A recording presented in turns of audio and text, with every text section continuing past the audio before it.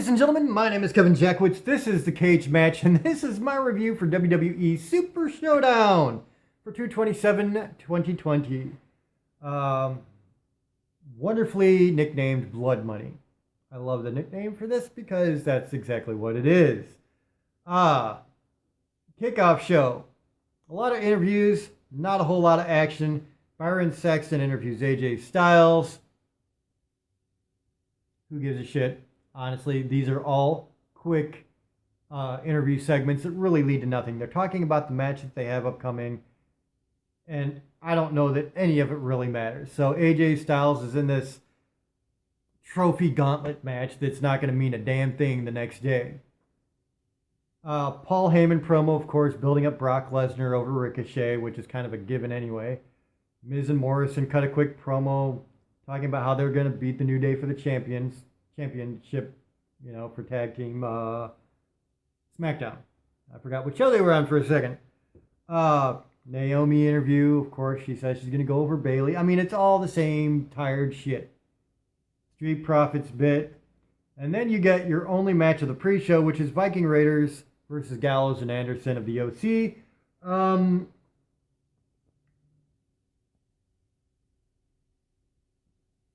don't know, dude. I just don't know. It was an okay match. There was no spot that really blew my mind. It was there. If I was rating this match alone, it would be a very, halfway 5 out of 10. I mean, I like the big guys, Viking Raiders, because they can move around a lot, and they've shown that they're pretty agile for guys that big, which is cool to see, and I really do like seeing that.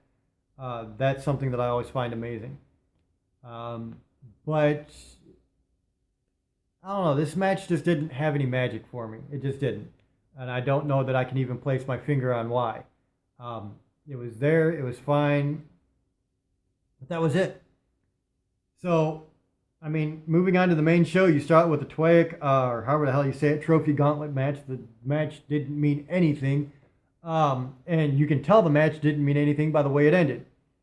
So to get into it, you have R-Truth starting this gauntlet match versus Bobby Lashley. I've never been impressed with a Bobby Lashley match. R-Truth wins, thank God. R-Truth then goes up against Andrade, who is very good in the ring. R-Truth wins again. Then Eric Rowan takes on R-Truth. I think Eric Rowan got DQ'd. Yeah, he grabbed the stairs and he hit R-Truth with the stairs. And so he actually DQ'd himself. So R-Truth keeps going. And then AJ Styles comes out. And this is kind of where you knew AJ Styles was going to capitalize. He puts R-Truth in the calf crusher. Gets that win. Then Rey Mysterio is supposed to be the last guy to come out. You see the OC, Luke Gallows and Carl Anderson, attack Rey Mysterio in the back. You see it on the Titantron. And so, Rey Mysterio, he's out. He can't come to the ring.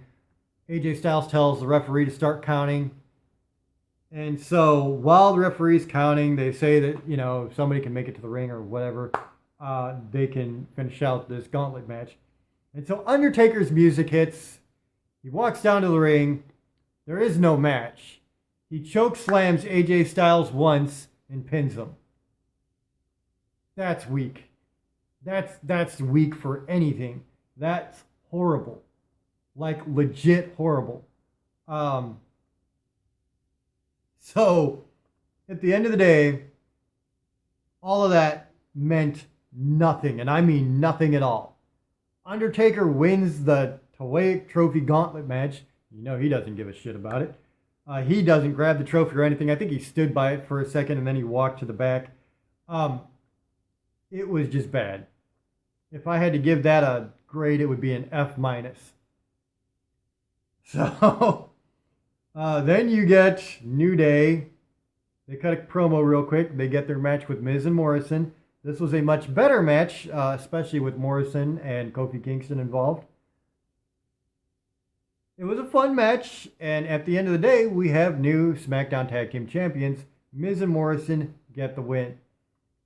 So that was cool, man. I really liked that they brought Morrison back and they put a belt on him right away. Morrison is highly talented and deserves something.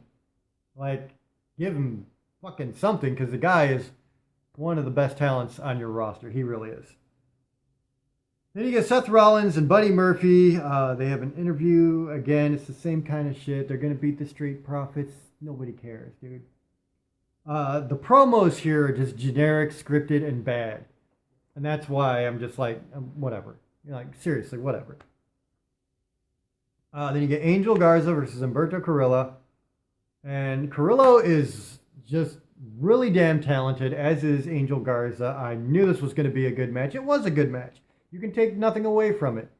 So, what needs to be said? At the end of the day, it was Angel Garza sneaking out the win from Humberto Carrillo. And that was the story. So then you get a Bayley interview. She's going to win her match. I hate the interviews here.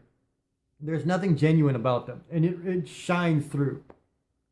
Rollins and Murphy then take on the Street Profits. It was a good match. Montez Ford, Seth Rollins, Buddy Murphy. All highly talented guys in the ring.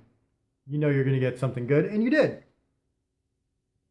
At the end of the day, Rollins and Murphy, they do use heel tactics. I can talk, I promise. And they get the win. So they retain their Raw Tag Team titles. Then you get Dolph Ziggler with Bobby Roode taking on Mansoor. And the story here is Bobby Roode comes out and he starts getting in Mansoor's face before the match even begins.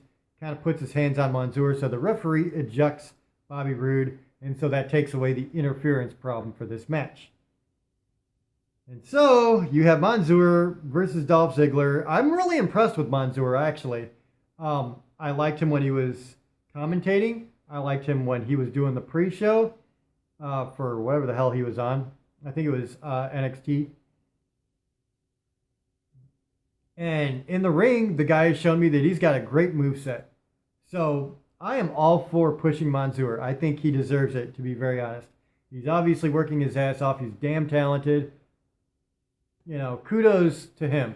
And frankly, he's going to have one of the best win-loss records in the company. One Saudi Arabia pay-per-view at a time. I mean, seriously.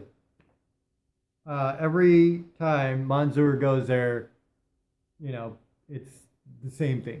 They give the hometown crowd something to cheer about. Then you get Ricochet versus Brock Lesnar. This was a very quick squash match. After all the build, the David and Goliath story, the bad promos from Ricochet, Brock Lesnar just annihilates Ricochet. Quick, gets the pin. There you go. Roman Reigns versus Baron Corbin. Do we even care? Seriously? These two haven't put on a really outstanding match yet. I wouldn't even say they put on a good match yet. Roman Reigns gets the win, and I'm glad that this is hopefully moving in a different direction now. Bayley versus Naomi. It was the first women's title defense in Saudi Arabia. They've already had the first women's match, but everything's got to be the first something. So, decent match. Of course, Naomi is freakishly talented, highly athletic. Bayley has been able to put on some damn good matches too, so it was a good match. Bayley gets the win. Of course, heel tactics. Gotta throw that in there. And then you put in Bray Wyatt versus Goldberg for the match of the evening, the final match. And this pissed a lot of people off. Whatever, I don't care. Goldberg is a star. He's a bona fide star. And he is one of the biggest names in the business, past, present, or future. He takes on Bray Wyatt, throws a bunch of spears on Bray Wyatt. Bray Wyatt pops up a couple of times, puts the mandible claw on Bray Wyatt. Goldberg breaks free both times, winds up hitting the jackhammer, and he is now the new Universal Champion. And that was not going over too well with the crowd, especially on social media afterwards. But you know what? Like I said, he is a big name in the business, and they're setting up for WrestleMania. And what we know now is that it looks like it's going to be Goldberg and Roman Reigns and John Cena versus Bray Wyatt. So they had to figure out a way to do that. And I'm not mad at that at all. I'm really not. John Cena is not going to be a mainstay in the company. So that's fine. Let him have it. Besides, who else is going to beat Bray Wyatt? So that's kind of where I'm at with it, man.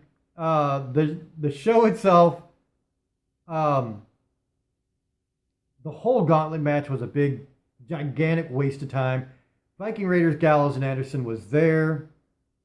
Miz, Morrison, New Day was good. Angel Garza, Humberto Carrillo was really good. Rollins, Murphy Street Profits was good. Mansoor, Dolph Ziggler was good. And then you get into Brock Lesnar. Ricochet was just bad. It was short and it was pointless. Roman Reigns, Baron Corbin was pointless. Bayley and Naomi were kind of a highlight in between bad matches. And then Goldberg, Bray Wyatt was pretty short, sweet, and to the point. So it actually was kind of a lackluster pay-per-view in a lot of ways. And thankfully this is behind us and we can concentrate on WrestleMania again, because this was quite frankly going nowhere. I really didn't feel like this pay-per-view did anything but get in the way of other storylines. So, I don't know, man. I felt that way every single Saudi Arabia pay-per-view too. Every time they've gone to Saudi, I've just not been excited for it. So ladies and gentlemen, that's Super Showdown. I'm going to give it a 6 out of 10. They had some good stuff going on there, but they also had some pretty bad stuff going on too. So, at the end of the day, that's where we're at. Let me know what you guys think in the comments, man. 6 out of 10, that's where I'm at. If you enjoyed this, hit the like button, subscribe, and share. My name is Kevin Jackowitz, Cage Nation, out.